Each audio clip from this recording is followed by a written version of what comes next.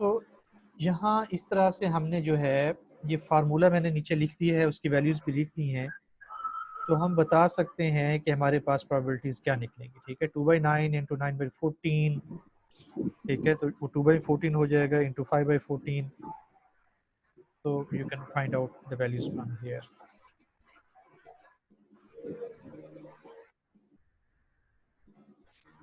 ठीक है, this will be 2/5। तो 2/5 कितना होता है, वो समथिंग 0.4 के करीब आता है। तो ये समझ आ गया आपको? अब आप मुझे मैसेज करके बताएं कि क्या ये आपको क्लियर है या नहीं।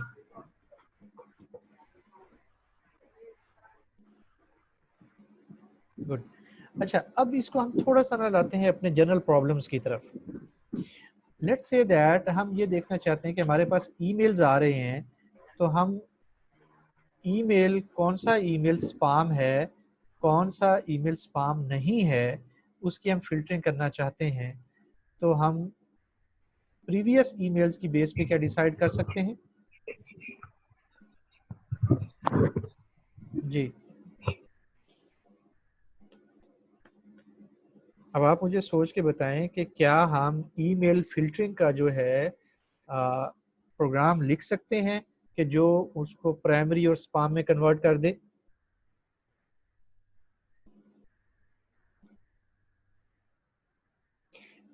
जस्ट नाइव बेस्ड फार्मूला लिखे ना, ठीक है ना, ईमेल फिल्टरिंग के लिए नाइव बेस्ड फार्मूला लिखें और मुझे सेंड करें। शाबाश।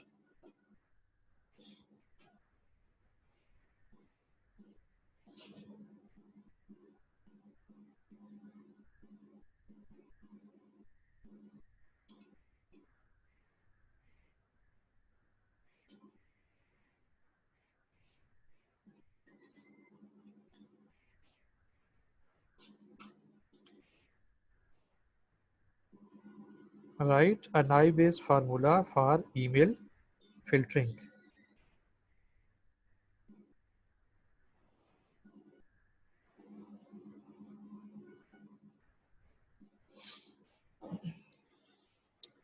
शाबाश, जल्दी करो।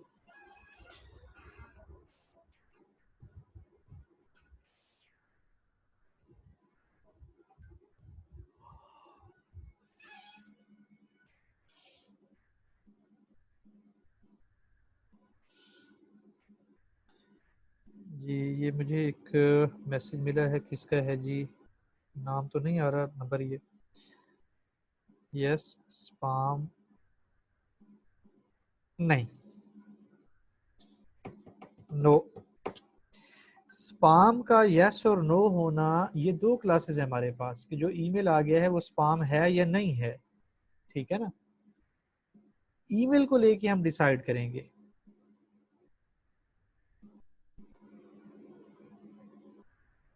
बुशरा, बुशरा का आंसर आया मुझे। ठीक है, हमने ईमेल को लेके बताना है कि क्या ये स्पाम है या नहीं है।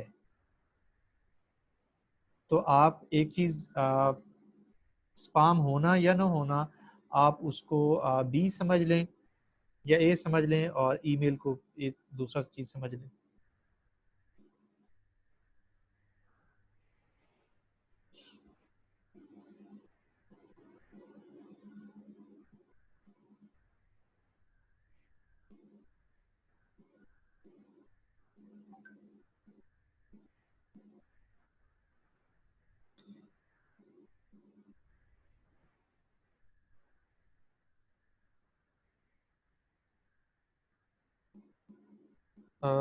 आपका पोस्टीरियर गलत है, नहीं बल्कि लाइकलीहुड गलत है। बुशरा ने मुझे आंसर भेजा जिसका, उसमें लाइकलीहुड गलत है, लाइकलीहुड उलट आएगा।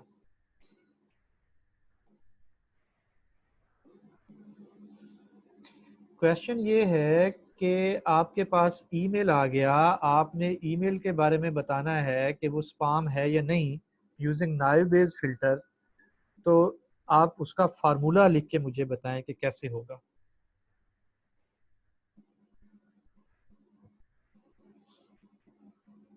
आपके सामने जो है वेदर का लिखा खड़ा है, सनी और ये वो।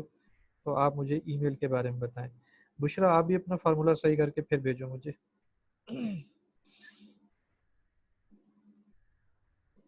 लाइक्लीहुड और पोस्टीरियर सेम नहीं हो सकता है।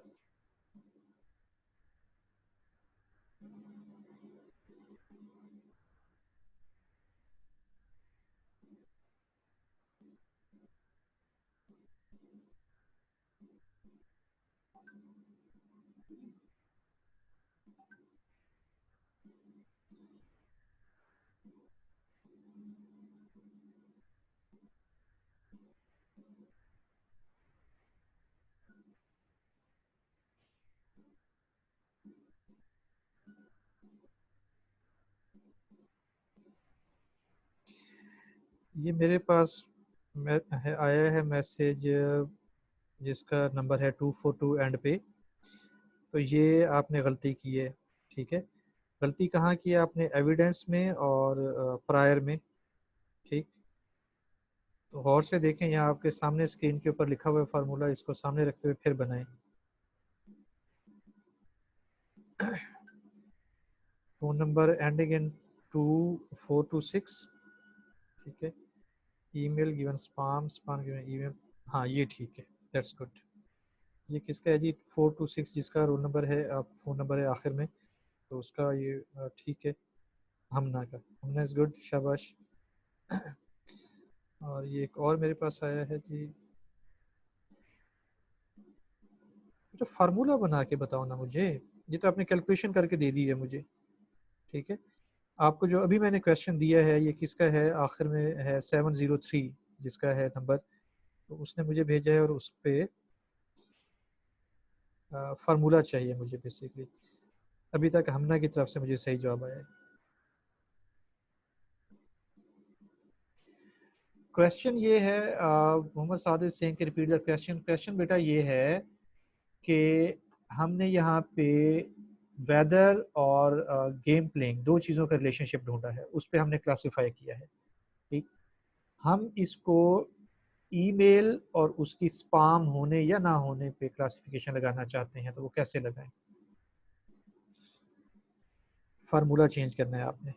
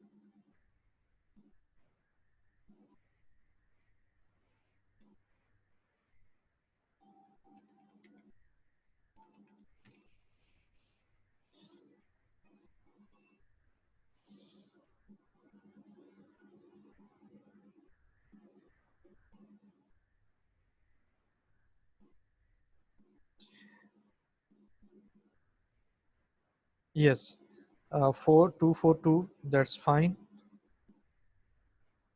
ठीक है। बुशरा इरशाद ठीक हो गया आपका, और समरा इकबाल, समरा इकबाल का भी ठीक है फार्मूला, शाबाश, गुड, ठीक है। अच्छा, अब आप इसको जनरलाइज करो, आप किसी भी चीज़ पे लेके जा सकते हो। लेट्स से दैट मैं ये कहना चाहता हूँ कि एक ख़त आ गया आपके पास लिखा हुआ, आप ये देखना चाहते हैं कि ये ख़त मुझे जो है मेरे ब्रदर ने या सिस्टर ने लिखा है या नहीं लिखा है, तो आप नाइवेज लगा सकते हो, ठीक। और इस किस्म के और बहुत सारे आपको अपनी लाइफ में प्रॉब्लम्स नज़र आएंगे कि जिनकी क्लासिफिकेशन आप नाइवेज के ज़रिए से कर सकते हो। ये हमारा पहला एक नॉन पैरामीट्रिक मेथड है, ठीक है। नॉन पैरामीट्रिक, इसमें हमने कोई पैरामीटर यूज नहीं किया या कोई पैरामीटर फाइंड नहीं किया कि उसको इस्तेमाल करके हम कैलकुलेशन कर रहे हो। So this is our first. अच्छा, ये संजीदा सा कोई स्टूडेंट आया है,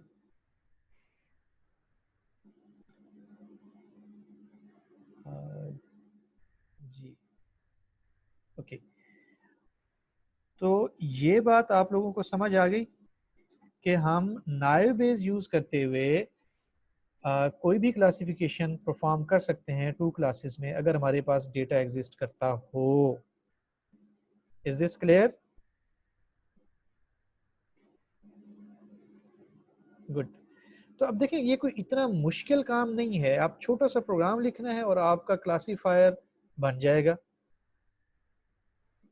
ठीक, इसी आइडिया को सामने रखते हुए और भी मुख्तलिफ किस्म के एल्गोरिथम डिजाइन किए गए हैं जो कि क्लासिफिकेशन का काम परफॉर्म करते हैं।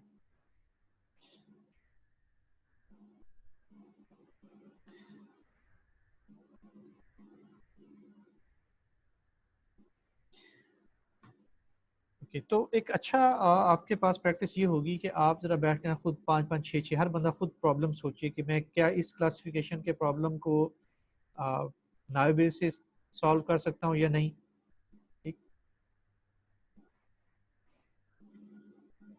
और ये दूसरी चीज़ मैंने यहाँ पे ये बताई कि ये नॉन पैरामीट्रिक मेथड है। ये बात समझ आ रही है आपको कि नॉन पैरामीट्रिक पैरामीट्रिक मेथड का क्या मतलब है? क्योंकि प्रीवियसली हमने ये देखा था, तो इस केस में ये बी जो था, बी और एम, ये दोनों हमारे पास पैरामीटर आते थे जिनको हम फाइंड करते होते थे। ठीक है ना, यहाँ पे हमने ऐसा कोई पैरामीटर यूज नहीं किया। सो M was the parameter in our that regression equation, b was the parameter। ठीक, यहाँ पे हमने पैरामीटर यूज नहीं किए, ये हमारा नॉन पैरामीट्रिक मेथड है। ये बात क्लियर हो गई, समझ आ गई आपको?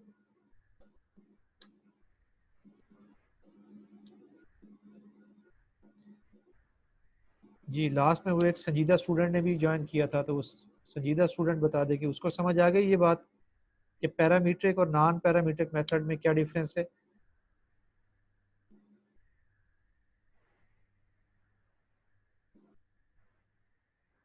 B fast in your response.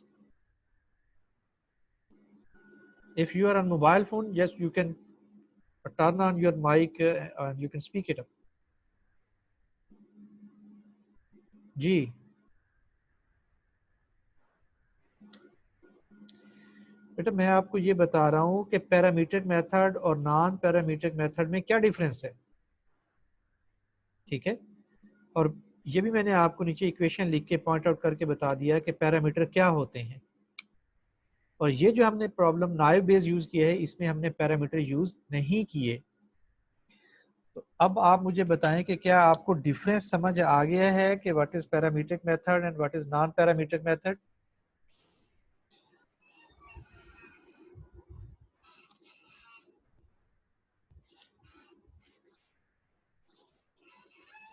Good. And I was asking from Sanjida Aziz, who joined us lately.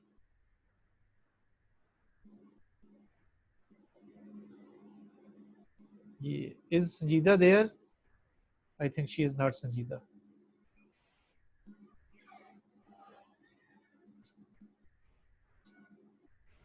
Okay, thank you. Assignment ये मैंने आपको दी थी करने के लिए, ठीक है, और उसकी मार्किंग इंशाल्लाह मैं आज से चेक करना शुरू करूँगा और अगले हफ्ते हम कोशिश करते हैं कि अपना मिड भी कर लें। अब हम आगे बढ़ते हैं अपने आज के कंटेंट की तरफ। अब तक मैं आपको पिछली चीज़ें ही रिवाइज करा रहा था।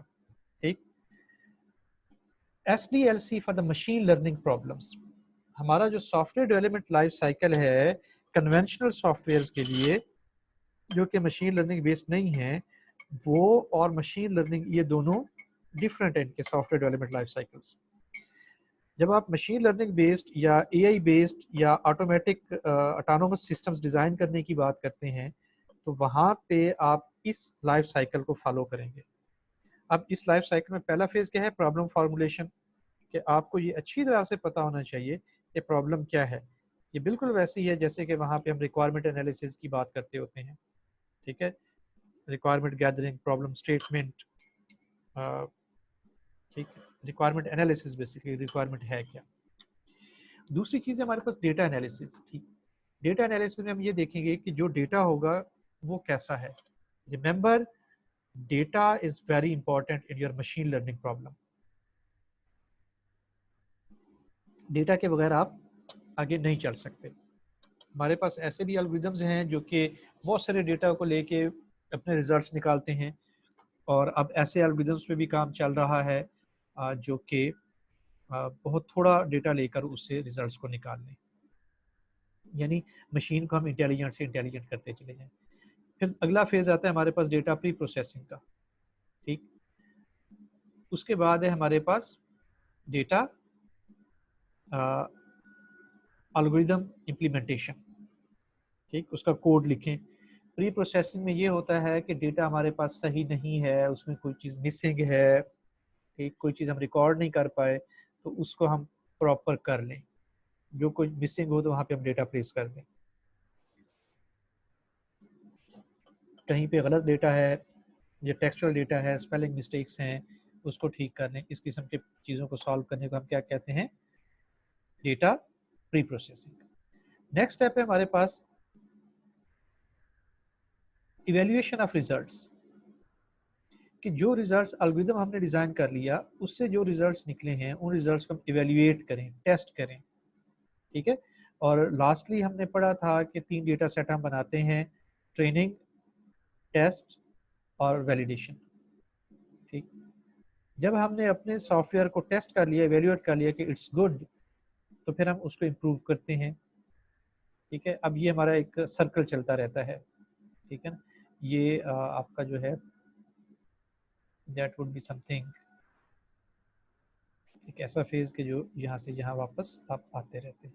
ठीक, यहाँ से फिर आप इम्प्रूवमेंट पे चले गए, और इम्प्रूव्ड रिजल्ट्स को फिर आप फाइनलाइज करके मॉडल को प्रेडिक्शंस लगाने के लिए इस्तेमाल कर देते हैं। इसको आपने प्रोडक्शन इन्वायरमेंट में भिजवा दिया, और साथ साथ उसका ये वाले फेज भी आप अपनी लेबॉर्ट्री के अंदर, अपने सॉफ्टवेयर हाउस के अंदर करते रहते हैं। रिमेंबर, आपके पूरे कोर्स का ऑब्जेक्टिव ये है कि आपको एक अच्छा सॉफ्टवेयर प्रॉब्लम डिज़ाइनर बनाया जाए, ताकि आप सॉफ्टवेयर के ज़रिए से, मशीन के ज़रिए से रियल प्रॉब्लम्स को सॉल्व कर सकें। ठीक हो गया? अच्छा,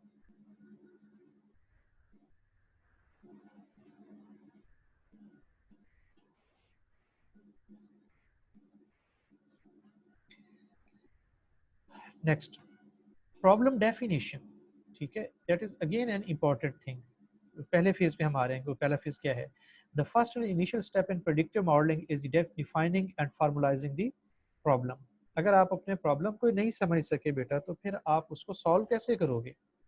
ठीक, a data scientist should investigate and characterize the problem to better understand the objectives and goals of project।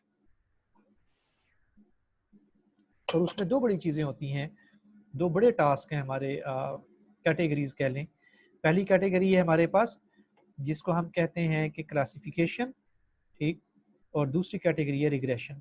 तो आपके डेटा एनालिसिस के जो प्रॉब्लम्स हैं वो इन दो बड़ी कैटेगरीज में ही आएंगे: क्लासिफिकेशन, रिग्रेशन और क्लस्टरिंग, तीन हम कहते हैं। इन दो को हम कहते हैं कि ये बेसिकली सुपरवाइज्ड लर्निंग में आते हैं, और ये जो है ये अनसुपरवाइज्ड में आता है। तो इसकी डिटेल हम कुछ पढ़ चुके हैं, कुछ आगे बढ़ेंगे। Here you can see that this is regression problem, it's a classification problem, and here it is a clustering problem। Regression में आपने देखना होता है कि आप एक ऐसा मॉडल डिज़ाइन करें, जैसे हम प्रीवियसली पढ़ चुके हैं y is equal to M X plus C वाला, कि जो मिनिमल एरर प्रोड्यूस करे। और आपने रिग्रेशन में बेसिकली फ्यूचर वैल्यूज को प्रिडिक्ट करना होता है, ये ध्यान में रखें। ठीक है, जबकि क्लासिफिकेशन में आपने फ्यूचर वैल्यूज को प्रिडिक्ट नहीं करना होता, आपने सिर्फ ये देखना होता है कि जो आपके पास डेटा है उस डेटा को आप दो ग्रुप्स में प्रॉपरली डिजाइन डिवाइड कर लें। यानी आपका सॉफ्टवेयर एग्जिस्टिंग डेटा की बेस पे नए डेटा को, नए आने वाले डेटा एक्स को, या तो वो इस क्लास में डालेगा या वो इस क्लास में डालेगा। ठीक, जबकि क्लस्टरिंग के अंदर आपको काफ़ी सारी चीज़ों का नहीं पता होता, बनाते आप यहाँ भी क्लासेज ही हैं, ग्रुप्स ही बनाते हैं। अ class is a cluster basically, लेकिन इसको करने का तरीका डिफरेंट होता है। ठीक है, वो हम आगे चलेंगे, पढ़ते रहेंगे। तो आप मुझे बताएं कि यहाँ तक इस स्लाइड पे जो बातें हमने की वो आपको समझ आ गई? जी बेटा।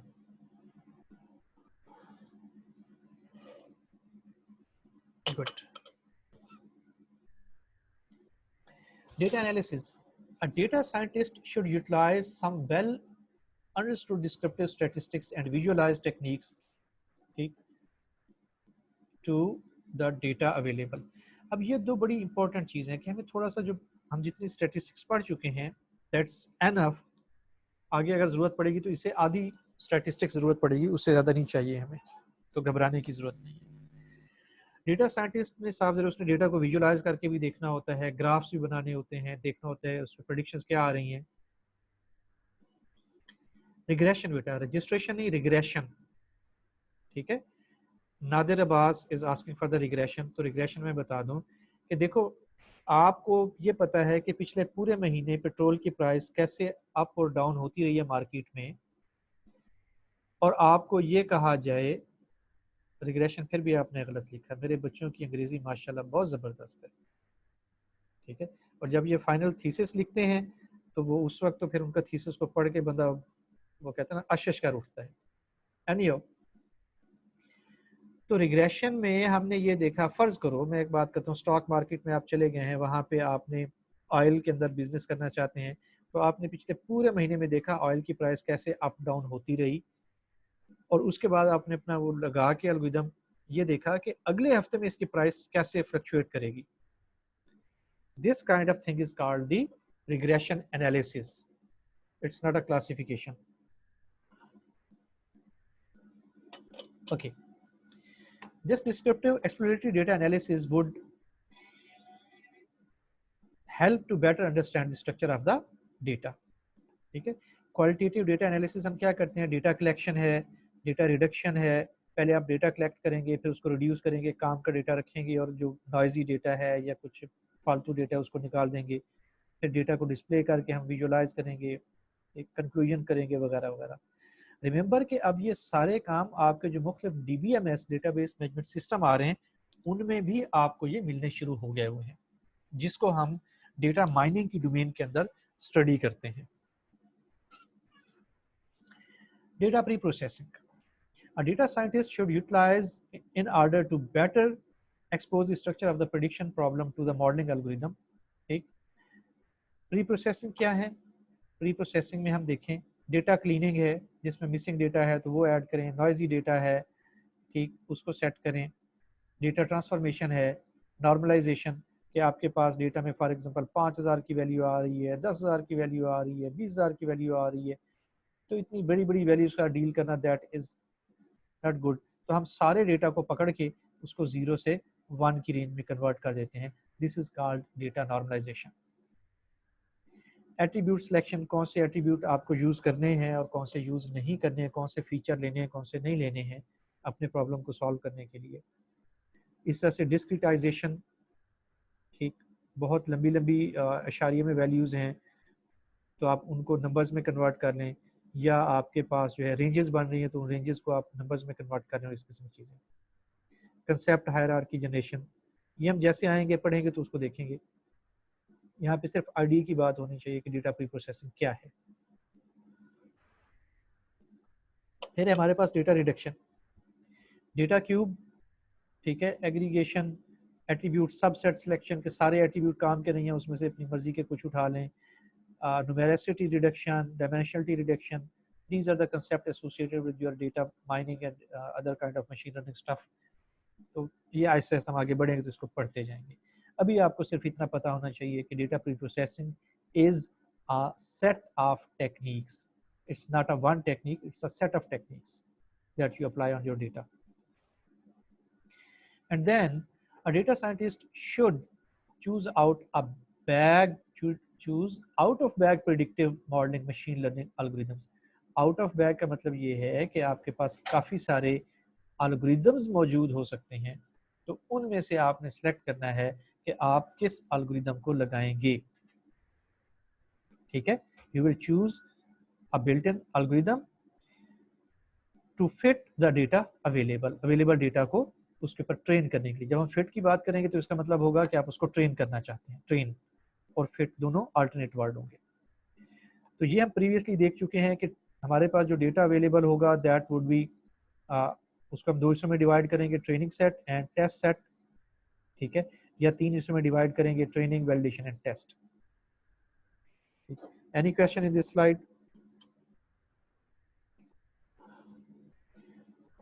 जी बेटा, कोई सवाल? गुड, शाबाश। अच्छा, अब हम यहाँ पे आते हैं और थोड़ा सा मशीन लर्निंग को देखते हैं कि एल्गोरिदम्स हैं कौन कौन से, किस तरह के हैं। मशीन लर्निंग में हमारे पास सुपरवाइज्ड एल्गोरिदम्स हैं, अनसुपरवाइज्ड हैं और रीइंफोर्समेंट लर्निंग है। ये हमने शायद पहले डिस्कस किया था हमने डिस्कस इन चीज़ों को। जी आप लोग मुझे बताएं, क्या हमने इनको डिस्कस किया था?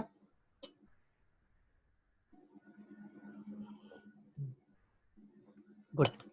सुपरवाइज में हमारे पास जैसे रिग्रेशन है, ठीक, तो रिग्रेशन के भी आगे किस्में हमारे पास लीनियर, पॉलिनोमियल, ठीक, डिसीजन ट्रीज हैं, रैंडम फॉरेस्ट हैं, फिर क्लासिफिकेशन के एल्गोरिदम्स आ जाते हैं जिसमें KNN, trees, logistic regression, naive base, SVM, naive base अभी हम पढ़ चुके, ठीक है, और इसको हम थोड़ा सा और भी पढ़ेंगे डिटेल में। तो that is a classification algorithm basically. Then unsupervised में है तो उसमें हमारे पास क्लस्टरिंग के एल्गोरिदम्स हैं, SVD, singular value decomposition, PCA, ठीक, principal component analysis, K means, association analysis, a priori, FPG growth, hidden Markov model, फिर ठीक है ये कंटिन्यूअस और कैटेगोरिकल और इस किस्म की चीज़ें। और reinforcement is mostly related to the robotics. However intelligent agent field के अंदर भी हम इसको यूज़ कर सकते हैं। यानी ऐसे सॉफ्टवेयर बनाए जैसे कि आपके पास वायरस होते हैं, वायरस इज एन एग्जांपल, ये सॉफ्टवेयर खुद इंटेलिजेंट हो और अपने एंड पे वो खुद डिसीजन ले रहा हो अपने इन्वायरमेंट को देखते हुए, ठीक है। मिसाल के तौर पे हमने एक सॉफ्टवेयर बनाया जिसने ये चेक करना है कि इस वक्त सिस्टम पे किस किस किस्म के सॉफ्टवेयर अटैक कर रहे हैं, तो वो खुद ही देख रहा हो कि जी कैसे मैंने उनको टैकल करना है और क्या डिसीजन करना है। वो एक अलग पूरा एक डोमेन है, इंटेलिजेंट एजेंट्स के नाम से हम उसको स्टडी कर सकते हैं। Evaluation, evaluate the model to report the performance. साफ ज़ाहिर है कि जो हमारा मॉडल है उसकी जो परफॉर्मेंस आई है उसको हम इवेल्युएट करें, देखें कि क्या आया है। तो उसके लिए भी मुख्तलिफ किस्म के इवेल्युएशन फार्मूलाज हैं हमारे पास, ठीक है। मसलन ये मैंने आपको कन्फ्यूजन मैट्रिक्स पढ़ाया था, ठीक है। इस कन्फ्यूजन मैट्रिक्स को दोबारा से देख लेते हैं। प्रेडिक्शन कंडीशन और आपके पास है जी ये ट्रू कंडीशन, ठीक। मिसाल के तौर पे हमने जैसे बात की थी कैंसर वाले की, तो कैंसर में एक बंदे को कैंसर है, ये इधर से हम आएंगे, ठीक है, ट्रू कंडीशन के कैंसर है और उसको प्रिडिक्ट भी आपकी लेबोरेटरी ने या टेस्ट ने किया कि जी हाँ इसको भी कैंसर है, this is true positive, actually भी ट्रू था और पॉजिटिव भी हो गया हमारे पास। लेकिन अगर प्रेडिक्शन में रिपोर्ट कह दे कि इसमें नहीं है कैंसर, हालांकि उसमें कैंसर था, तो this is called false negative, ठीक। इसी तरह उसमें कैंसर नहीं था और सिस्टम ने कह दिया कैंसर है, तो इसको हम कहेंगे फॉल्स पॉजिटिव, ठीक। और अगर उसमें कैंसर नहीं था और सिस्टम ने भी कह दिया कि रिपोर्ट ने भी कह दिया कैंसर नहीं है, तो दैट इज ट्रू नेगेटिव। इन चार चीज़ों को पहले समझ लें अच्छी तरह से, फिर हम बाकी को डिस्कस करते हैं। तो क्या ये ग्रीन वाले चार बॉक्सेस आपको क्लियर हो गए? जी, गुड। अच्छा, उसके बाद जब हम इसकी इवेल्यूशन करने की कोशिश करते हैं तो फिर हम मुख्तलिफ फार्मूले इस्तेमाल करते हैं। वो फार्मूले क्या है हमारे पास? एक है सेंसिटिविटी, मैं अभी उसकी डिटेल में नहीं जाता हूँ। दूसरा है रिकॉल, ठीक है। तीसरा है स्पेसिफिसिटी। चौथा है F1 स्कोर, प्रिसियन, एक्यूरेसी। तो ये हमारे पास 6 फार्मूले में नजर आ रहे हैं। इन 6 फार्मूलों को यूज करके हम अपने एल्गोरिदम की परफॉर्मेंस कितना अच्छा या कितना बुरा है वो रिपोर्ट कर सकते हैं। और उसके बाद ये क्लासिफिकेशन में है, ये सारी चीजें किस में है? क्लासिफिकेशन में। अगर आप रिग्रेशन में आए तो रिग्रेशन में आपके पास MSPE, ठीक है, MSAE, R square, RMSE, root mean square error, ये सारे फार्मूले आप पढ़ चुके हैं कहीं ना कहीं, ठीक है। तो I leave it for you people to जरा इसको एक्सप्लोर करो, ढूंढो। एडजस्टेड आर स्क्वेयर, ठीक। अनसुपरवाइज मॉडल में आए तो रैंडम इंडेक्स म्यूचुअल इंफॉर्मेशन है। क्लासिफिकेशन में है तो प्रिसिजन रिकॉल जो यहाँ मैंने बताई आपको ये वही है। आरओसी, ठीक है, AUC area under curve, ROC देखें क्या चीज़ है, एक्यूरेसी, लॉग लॉस, अदर्स क्या हैं, CV error, heuristic methods, DLE U score और बहुत सारी चीज़ें। मुख्तलिफ किस्म के प्रॉब्लम को सॉल्व करने के मुख्तलिफ इवेल्यूएशन मेथड भी हमारे पास एग्जिस्ट करते हैं। Improvement. A data scientist should use algorithm tuning to further achieve the most out of the better performing algorithms on the data available.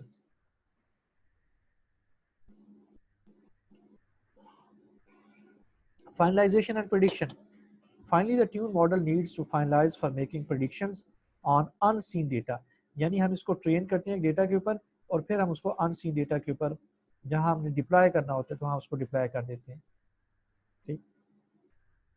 Time series data, data मुख्तलिफ तरह का होता है जिसमें से एक किस्म का डेटा हमारा टाइम सीरीज डेटा है और इसका हम आमतौर पर एनालिसिस रिग्रेशन करते रहते हैं या क्लासिफिकेशन करते रहते हैं। Time series data are useful when we want to predict something that is changing over time. मिसाल के तौर पे यहाँ हम कहते हैं कि जी एक एयरलाइन है, मैं कहता हूँ PIA है, ठीक है जी।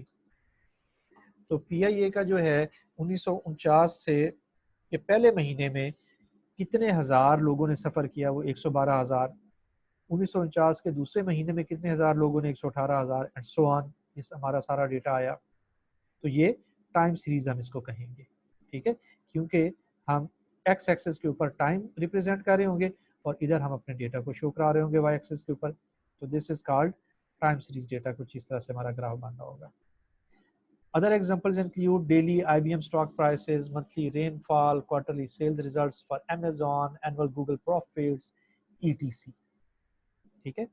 एक बात और क्लियर करने में अमूमन बच्चों को कहता रहता हूँ जो शायद उन्हें समझ नहीं आती, बेटा अगर आपको प्रोग्रामिंग अच्छी आती है, आपके पास टाइम है, आप अच्छा कर सकते हो, तो आप ये जो छोटी मोटी स्कूल जॉब्स हैं, IT टीचर लग गए, ये वो इस किस्म, उससे कहीं बेहतर कमा सकते हो और कहीं आगे जा सकते हो। Okay, so now different elements of data in predictive modelling कौन कौन से हैं?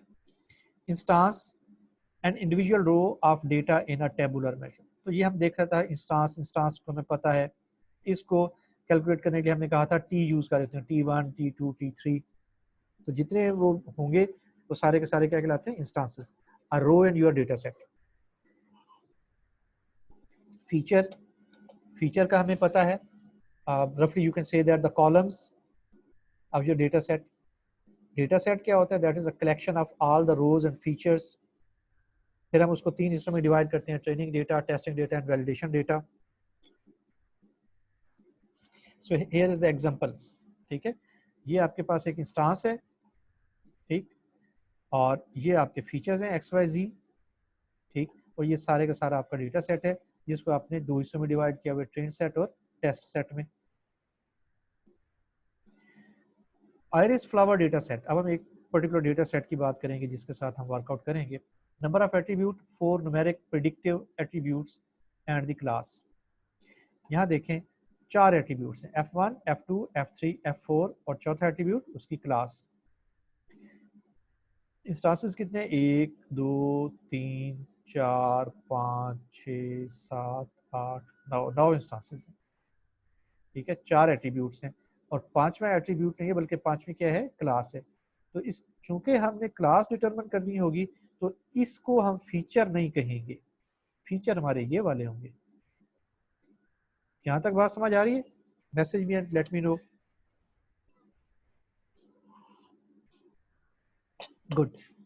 एट्रीब्यूट इंफॉर्मेशन, ठीक है ना, जैसे सीपल लेंथ है ये 5.1 सेंटीमीटर है, ये 3.5 centimetre, so on. Sepal length, sepal width, petal length, petal width, ठीक।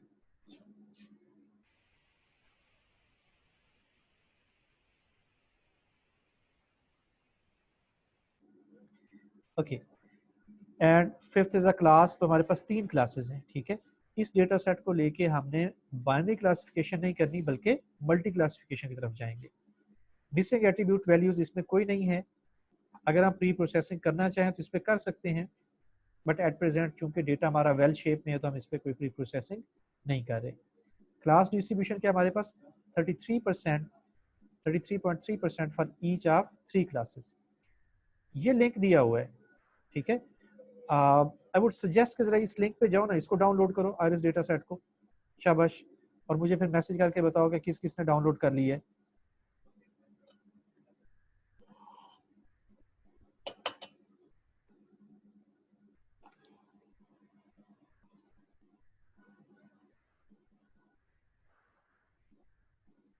अच्छा गुड, शाबाश। अगर आपने किया हुआ है पहले डाउनलोड तो दैट्स फाइन। तो उसमें आप देखेंगे कि चूंकि 3 क्लासेस हैं तो हर क्लास 33.3% बराबर बराबर वो मौजूद है। प्रोजेक्ट फेजेस क्या होंगे? लोडिंग नेसेसरी लाइब्रेरीज, जब हम प्रोग्राम लिख रहे होंगे तो जो लाइब्रेरी हमने यूज करनी है उनको लोड करेंगे। नंबर 2, लोड डेटा सेट इधर फ्रॉम CSV फाइल और फ्रॉम जो DBMS कहीं से भी। Summarization of data to understand, ठीक, डेटा सेट, डेटा सेट को अंडरस्टैंड करेंगे, अब डेटा को समराइज करेंगे, डिस्क्रिप्टिव स्टैटिस्टिक्स कुछ ना कुछ उसके बनाएंगे, विजुअलाइज करेंगे डेटा को, उसके ऊपर अगर कोई प्री प्रोसेसिंग चाहिए तो वो करेंगे। डेटा को आपने साफ जरा कम से कम 2 हिस्सों में तो डिवाइड करना ही है, train and test. Then you will apply the machine learning algorithm on training data set, ठीक है, and you will perform all these 5 phases. ये वही है जो हम पीछे डिस्कस कर चुके हैं। I leave them for you people to read yourself. और यहाँ पे ये एक बड़ा अच्छा आर्टिकल दिया हुआ है, आई वुड सजेस्ट कि go on this page and read it and implement it. अब हम आते हैं बेस रूल्स की तरफ, ठीक है। Base rule for more than 2 classes, ठीक है। अब इस चीज को आपने जहन में रखना है, तुम्हारा थोड़ा सा एडवांस लेक्चर आ रहा है। यहाँ पे देखें वही हमारा बेस रूल है, लेकिन हम यहाँ पे CI मेंशन करें, यानी I1 भी हो सकता है, पहली क्लास, दूसरी क्लास, तीसरी क्लास, ठीक। तो जिस क्लास की हम प्रेडिक्शन करने जा रहे हैं उसी क्लास के स्टैटिस्टिक्स को हम इस्तेमाल करेंगे, ये ध्यान में रखें। यानी मेरे पास मिसाल के तौर पे डेटा आ गया और मैं ये देखता हूँ कि ये एक्स डेटा जो है ये क्लास आई में बिलोंग करता है या नहीं करता, तो मैं ये लाइकलीहुड भी उसी क्लास का लूँगा, ये प्रायर भी उसी क्लास का लूँगा, और एविडेंस और डेटा के ऊपर चूंकि मौजूद है तो वो एविडेंस यहीं पे आ जाएगी, ठीक। अच्छा, अब इंटरेस्टिंगली यहाँ अगर आप गौर से देखें तो ये PF(x) को हम इस तरह से लिख सकते हैं। प्रीवियसली हमने इसके 2 वो बनाए थे, आपको याद होगा जब हमने PF(x) को लिखा था पिछली स्लाइड पे कहीं, तो ये 2 टर्म्स थी इसकी,